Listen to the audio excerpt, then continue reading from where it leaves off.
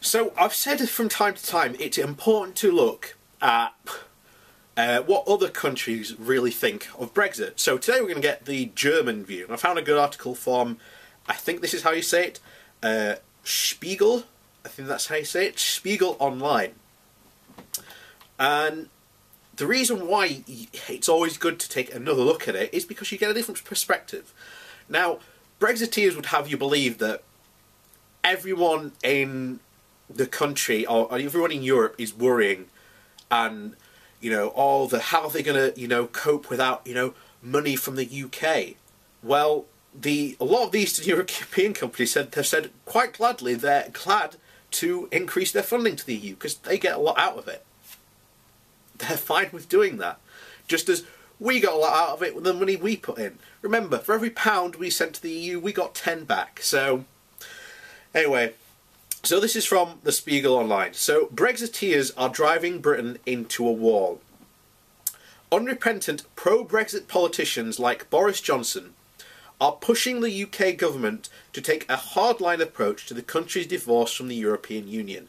Their tactics reveal their deep stated cynicism and the extent to which they are harming the country. So for Valentine's Day next week, Boris Johnson has come up with a terribly nice idea. The British Foreign Minister apparently wants to hold an amicable speech, if it doesn't get delayed, about Brexit. This was obviously before Johnson's speech, and we've covered that already. To reconcile friends and opponents of the European Union. It is the kind of idea that only Johnson, with his gigantic-sized ego, can come up with. The equivalent of I don't know if this is a translation error, of a marten trying to settle a dispute in the rabbit hutch. Johnson and his hardliners recently made it clear that when it comes to Brexit, the time for confessions is over. In December, when Prime Minister Theresa May negotiated a very wobbly compromise with the rest of the EU to move forward to the next phase of negotiations, the Brexiteers stayed silent for tactical reasons.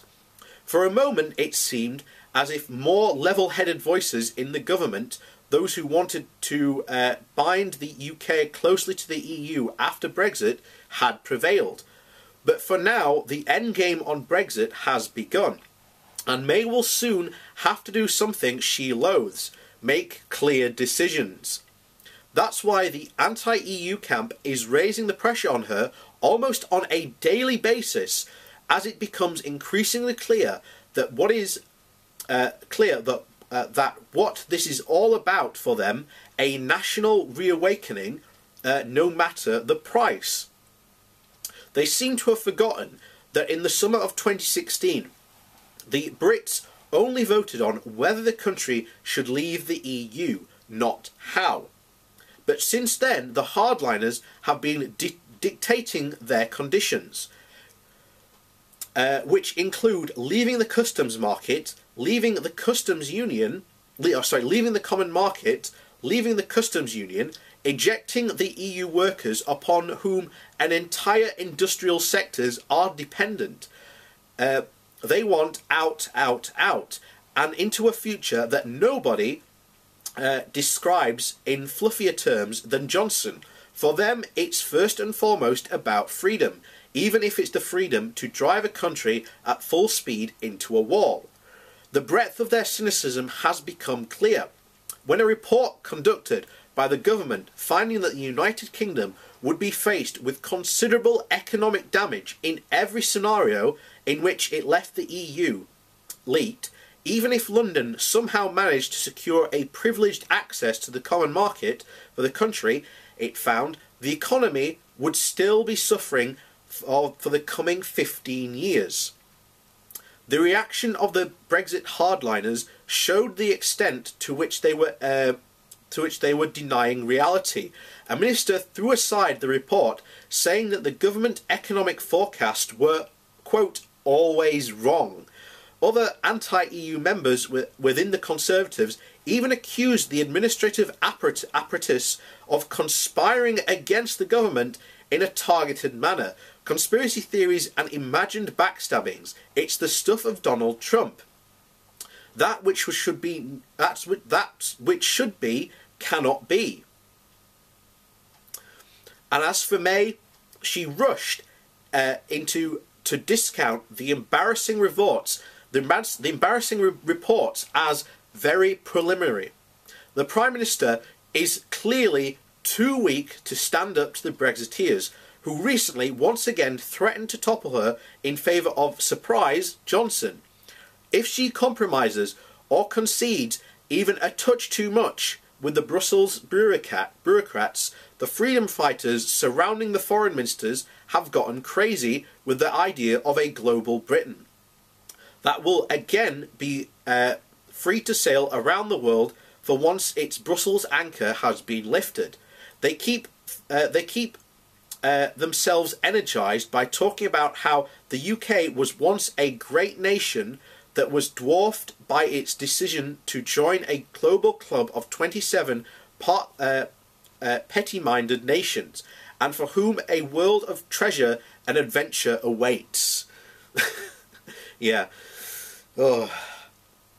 The fact that the world has thus far politely declined that dozens of trade deals that existed via the EU cannot readily be replaced, that the island will starve economically unless it turns itself into a kind of Cayman Islands XXL, all these things are just alternative facts for the Brexiteers, who don't want to have their dream of a sovereign future dampened, and given that they have enough supporters in Parliament, they could topple the Prime Minister at any time.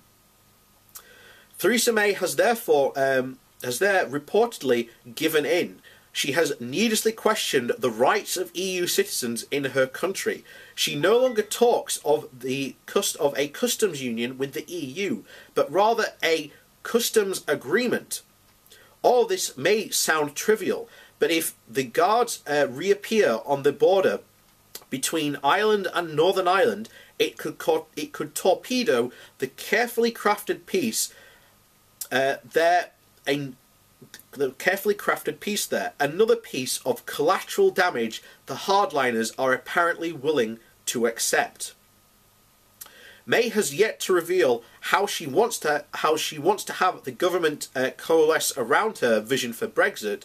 She met twice this week with a round table of ministers, of course called a war cabinet, but this did little to inform the people.